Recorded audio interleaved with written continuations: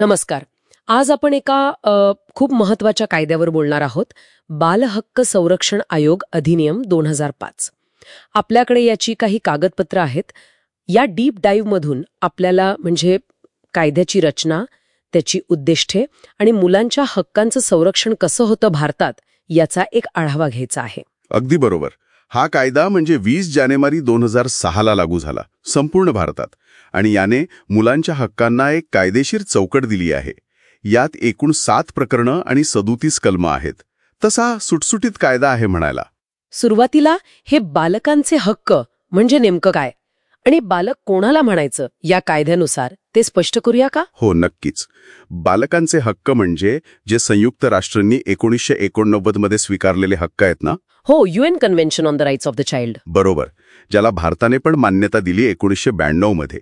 ते हक्क यात येतात. आणि बालक म्हणजे सरळ आहे 18 वर्षांखालील कोणतीही व्यक्ती. अच्छा, तर मग या कायद्याचा मुख्य उद्देश काय आहे? गाभा काय आहे याचा? याचा मुख्य उद्देश आहे राष्ट्रीय आणि राज्य पातळीवर बाल हक्क संरक्षण आयोग स्थापन करणं, म्हणजे commissions for protection of child rights. कलम 3 नुसार राष्ट्रीय आयोग आहे आणि कलम 17 नुसार प्रत्येक राज्यात राज्य आयोग. दोन्ही स्तरांवर. ओके, हे महत्वाचं आहे की राष्ट्रीय आणि राज्य दोन्हीकडे यंत्रणा आहे. हो ना, म्हणजे राष्ट्रीय पातळीवर एक दिशा राहते आणि राज्यात स्थानिक गरजा बघता येतात. अच्छा, आणि या आयोगांची रचना म्हणजे कोण असतं यात? राष्ट्रीय आयोगात बघितलं तर एक अध्यक्ष आणि 6 सदस्य असतात. 6 सदस्य? हो, आणि त्यात पण एक महत्वाची गोष्ट म्हणजे किमान 2 सदस्य महिला असाव्या लागतात. अच्छा, हे बंधनकारक आहे. हो, आणि यांची नेमणूक केंद्र सरकार करते. आणि राज्य आयोगाचं ते पण असंच? साधारणपणे तसंच. एक अध्यक्ष, 6 सदस्य, पण तिथे नेमणुका राज्य सरकार करतं. ओके, आणि या लोकांची निवड कशी होते? म्हणजे काय निकष असतात? निवड करताना शिक्षण, बालकल्याण, आरोग्य, कायदा, मानसशास्त्र, समाजशास्त्र अशा क्षेत्रांमधला अनुभव बघितला जातो. म्हणजे संबंधित क्षेत्रातील जाणकार हवेत. समजलं. त्यांचा कार्यकाळ किती असतो? 3 वर्षांचा कार्यकाळ असतो आणि कोणतीही व्यक्ती जास्तीत जास्त 2 वेळा हे पद घेऊ शकते. अच्छा, म्हणजे टर्म लिमिट आहे. हो, आणि वयाची पण अट आहे. अध्यक्षांसाठी 65 वर्ष आणि सदस्यांसाठी 60 वर्ष. बरं, राष्ट्रीय आयोगाचं मुख्यालय दिल्लीत आहे ही एक माहिती. आता सगळ्यात महत्वाचं, या आयोगांची कामं काय आहेत नक्की? काय जबाबदारी आहेत त्यांच्या? हो, त्यांची कामं खूप महत्वाची आणि काय म्हणतात त्याला, व्यापक आहेत. पहिलं म्हणजे बाल हक्कांशी संबंधित जे कायदे आहेत ते नीट पाळले जातायत की नाही हे तपासणं, अंमलबजावणी बघणं, देखरेख ठेवणं. बरोबर. अगदी. दुसरं, मुलांच्या हक्कांचं कुठे उल्लंघन झालं तर त्याची चौकशी करणं. आणि इथे एक विशेष अधिकार आहे त्यांना. काय? त्यांना दिवाणी न्यायालयाचे अधिकार दिलेले आहेत. म्हणजे ते कोणालाही समन्स पाठवून बोलावू शकतात, पुरावे मागू शकतात शपथपत्रावर. अरे वा, म्हणजे हे खूप पॉवरफुल आहे. केवळ शिफारस नाही तर चौकशीचे अधिकार. हो ना, यामुळे त्यांच्या कामाला वजन येतं.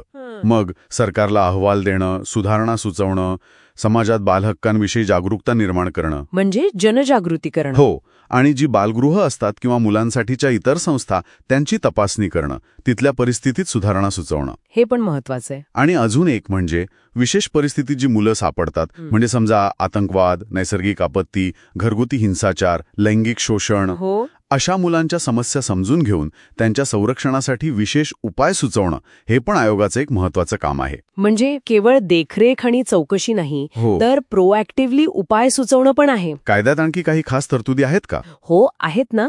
कलम 25 आणि 26 खूप महत्वाची आहेत. अच्छा, काय आहे त्यात? कलम 25 नुसार मुलांवरील गुन्हे किंवा त्यांच्या हक्कांच्या उल्लंघनाचे खटले ते लवकर चालावेत म्हणून प्रत्येक जिल्ह्यात बाल न्यायालय म्हणजे चिल्ड्रन्स कोर्ट स्थापन करायची तरतूद आहे. फास्ट ट्रॅक कोर्ट सारखं? हो, तसंच काहीचं.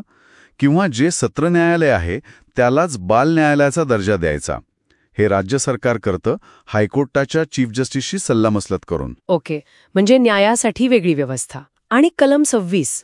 कलम 26 म्हणतं की या बाल न्यायालयांमध्ये खटले चालवण्यासाठी विशेष सरकारी वकील म्हणजे स्पेशल पब्लिक प्रॉसिक्युटर नेमायचे. अच्छा, खास वकील. हो, पण अट आहे की त्या वकिलाला किमान 7 वर्षांचा अनुभव व्हावा वकिलीचा. म्हणजे अनुभवी व्यक्तीच हे खटले हाताळेल. बरोबर.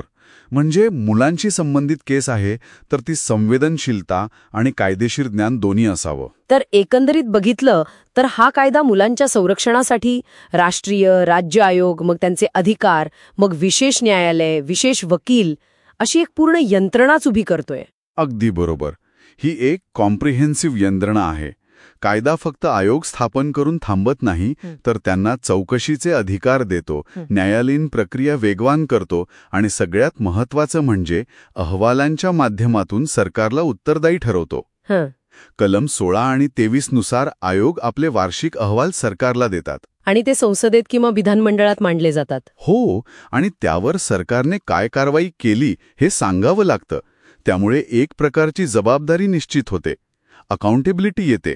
खरे, म्हणजे कागदावर तर हा कायदा खूप सक्षम दिसतोय, पण मग मुलांच्या रोजच्या आयुष्यात त्यांचे हक्क खऱ्या अर्थाने किती सुरक्षित होतात ह्याने हा विचार करण्यासारखा मुद्दा आहे. अंमलबजावणी कशी होते यावर बरंच काही अवलंबून आहे. हो, आणि याच विचारासोबत आपण आजचा डीप डाईव्ह इथे संपवू शकतो. कायदा अस्तित्वात असणं हे खूप महत्त्वाचं पहिलं पाऊल आहे, पण त्याची खरी ताकद त्याच्या प्रभावी अंमलबजावणीत आहे. आयोग किती सक्रिय आहेत, समाज किती जागरूक आहे, यावरच मुलांचं भविष्य अवलंबून आहे, नाही का? हा विचार प्रत्येकाने करायला हवा.